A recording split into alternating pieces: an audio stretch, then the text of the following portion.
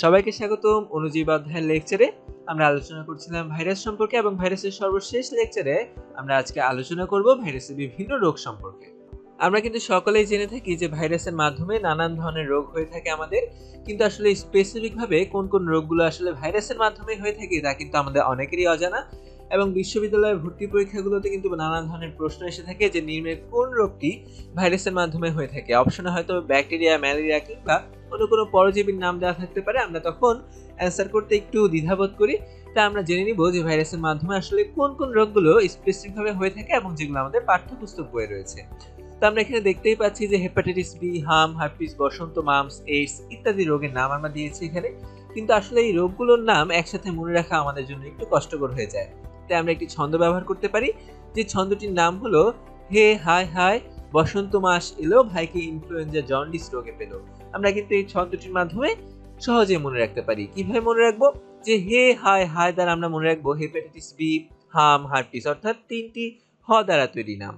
এর পরবর্তীতে আমরা দেখবো যে বসন্ত মাস এলো, অর্থাৎ বসন্ত, মাম্পস, এইডস এগুলো হলো ভাইরাসের মাধ্যমে হয়ে থাকে।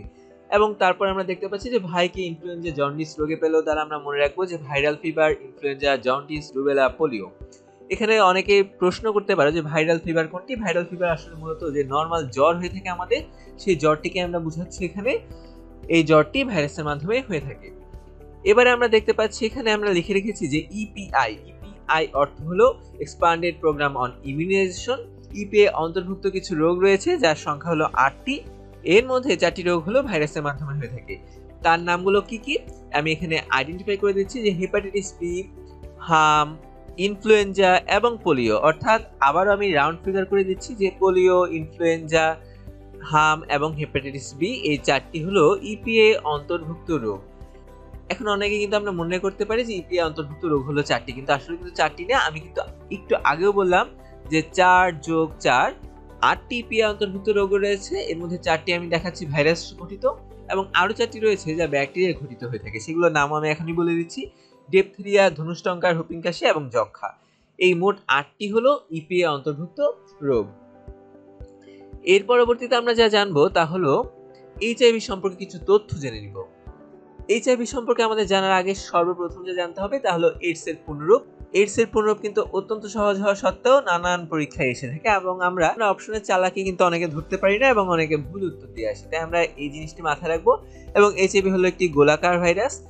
এর ভেতরে এর পরবর্তীতে আমরা দেখতে পাচ্ছি যে সবচেয়ে গুরুত্বপূর্ণ যে অংশটি তা হলো এইচআইভি এর গ্লাইকোপ্রোটিন দুটি GP120 এবং GP41।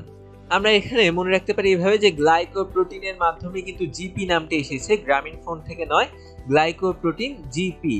আমরা শুধু মনে রাখবো 120 এবং 41। পরীক্ষায় কিন্তু অনেক সময় গ্লাইকোপ্রোটিন শব্দটি নাও দিতে পারে। এভাবে প্রশ্ন আসতে পারে যে এইচআইভিতে কোনটি পাওয়া যায় বা কোনটি রয়েছে GP120, তখন কিন্তু আমাদের গ্লাইকোপ্রোটিন থেকে যে জিপি এসেছে তা মাথায় থাকবে না। তাই আমরা ভালোভাবে মনে রাখবো। সাধারণত জাহাঙ্গীরনগর বিশ্ববিদ্যালয়ে এই ধরনের প্রশ্ন করে থাকে। এর পরবর্তীতে আমরা দেখতে পাচ্ছি যে এইচআইভিতে দুটি আরএনএ এবং দুটি রিভার্স ট্রান্সক্রিপ্টেজ এনজাইম থাকে। এই তথ্যটি অত্যন্ত গুরুত্বপূর্ণ, নানা ধরনের পরীক্ষায় এই তথ্যটি এসে থাকে।